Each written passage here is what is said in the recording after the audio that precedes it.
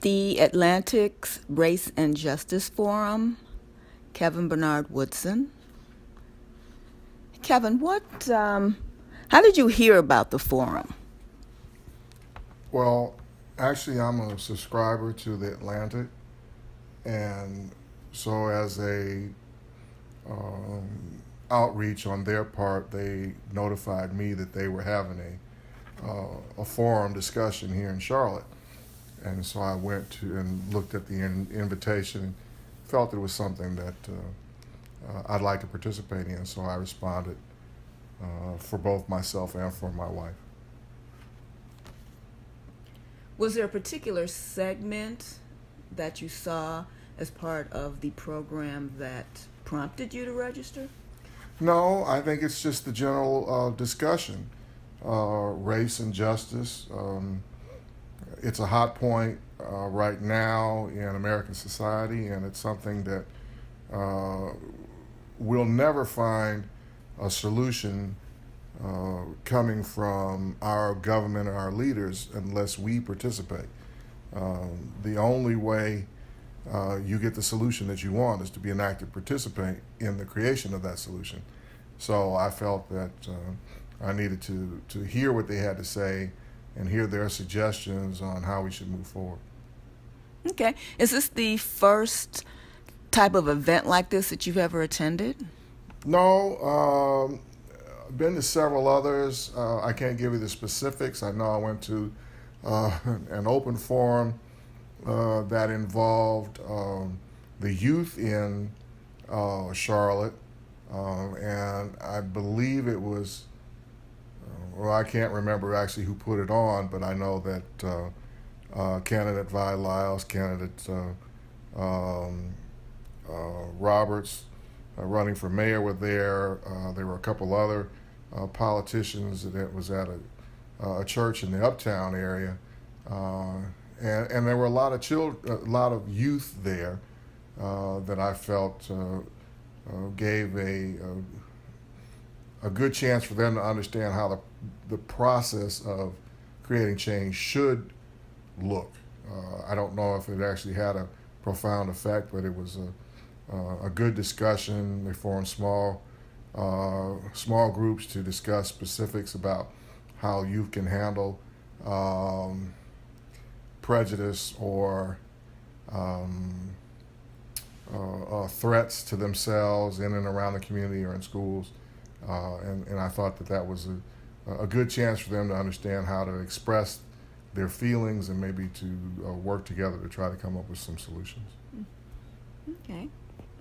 And how did the Atlantics Forum, how did that stack up for you in terms of the moderators and the speakers on the panels? Well, I think it was very well put together. You had a broad range of topics to discuss, some much more prevalent in current society's thoughts, like the Confederacy, but also things that we don't necessarily think of on an ongoing basis, but does have some relevancy. The section on the power of art, how art being incorporated into rehabilitation for those that are incarcerated, how it allows them to tap into avenues in their thought process that they, in the normal settings being incarcerated, they don't necessarily touch. And so this allows them to tap into their creativity and express some feelings that maybe they're not allowed to express under normal circumstances. Obviously, the police increment was, most people expected that. And then more importantly, how to create equitable change. I think it was a good topic. Obviously needs a lot of meat added to that bone that was presented, but it brought out some different viewpoints, especially from some people that don't necessarily live in Charlotte-Mecklenburg. We had a judge from Union County that was there, and obviously his perspective is a little different, but it was still refreshing to see that he came and was willing to discuss what he sees in the criminal court system. Okay. So, what would you say? What did you learn? What were some of your biggest takeaways, would you say, from the overall experience of the forum? Well, the experience is still for me. People get together and they express ideas. Well, what's the follow up?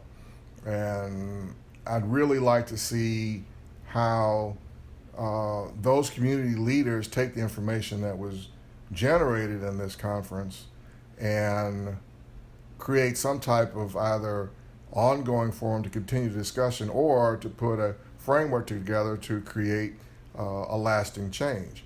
So there were several candidates there that are running for public office, but we also had people such as the CEO for COO for Bank of America, and it'd be interesting to see, since that's such a prevalent employer in this marketplace, what his takeaway was, and beyond just sponsoring, being the primary sponsor for this event, what will Bank of America do to try to create a positive change within the Charlotte community?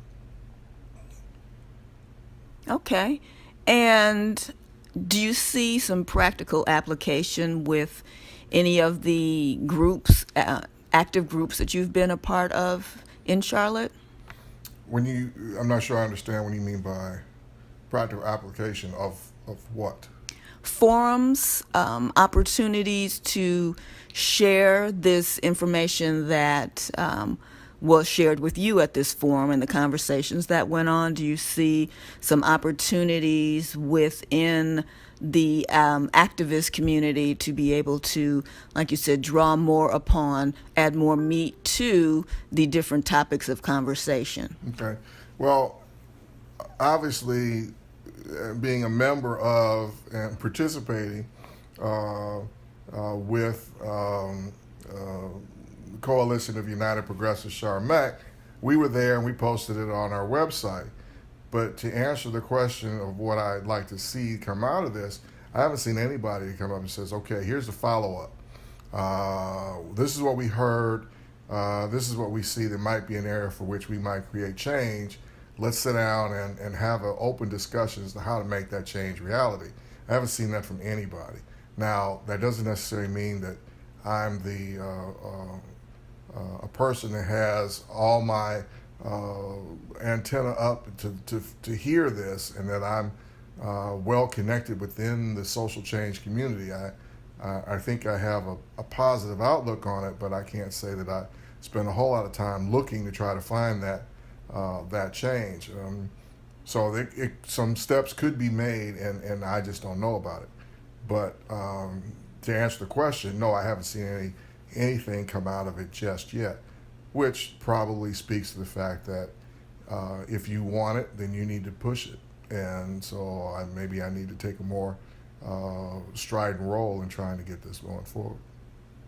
Okay. And a grade, well, just a thumbs up or thumbs down for the event overall. What would you get it? What would you give it? Oh, great thumbs up. I mean, again, it's nobody that I heard, even afterwards, in discussion that goes on afterwards, said anything that said that this was a waste of time. Nobody said that it was a blatant misrepresentation of the facts. There are some people that, some discussions that I heard that said, maybe we're not giving a fair shake to those that were not necessarily there, specifically victims, those that are victims of crime. But again, we talked about that. One of the group discussions was, is there a crime wave? And what you hear is that today in our society, because of the increased connectivity through social media, things are much more available to be reviewed than they used to be. So I hear a lot more. Instead of trying to find solutions, I hear a lot of people talking about revenge, and revenge will not get you any societal change. All that does is just create a whole lot of anger. We need to change some things in order to create a better society. Revenge is not the way to do it. So it's